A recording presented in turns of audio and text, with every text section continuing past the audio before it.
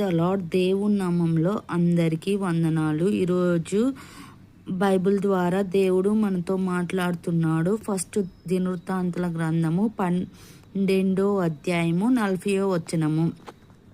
దేవుడు మన అవసరతలను తీరుస్తాడు, మన అక్కలను తీరుస్తాడు. దేవుడు మనతో ఉన్నాడు. ఆదియందు వాక్యమును, వాక్యమే దేవుడి యొద్దనున్న, వాక్యమే దేవుడై ఉన్నాడు. మన ప్రతి అవసరంను తీర్చే దేవుడు మనతో ఉన్నాడు. దేవుడు వాక్యం ద్వారా మనతో మాట్లాడుతున్నాడు. నేను వాక్యం చదువుతున్నాను.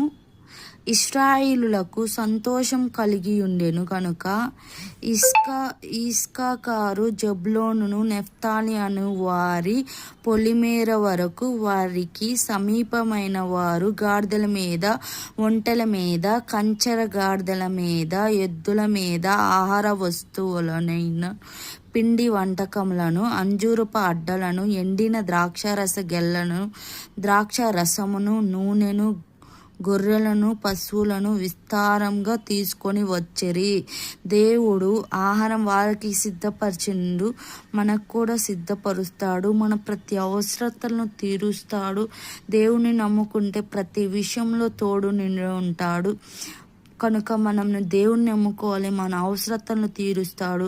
నిజమైన దేవుడు మన దేవుడు, సజీవుడు. ఆమేన్. మన అవసరతలను తీర్చునుగాక. ఆమేన్.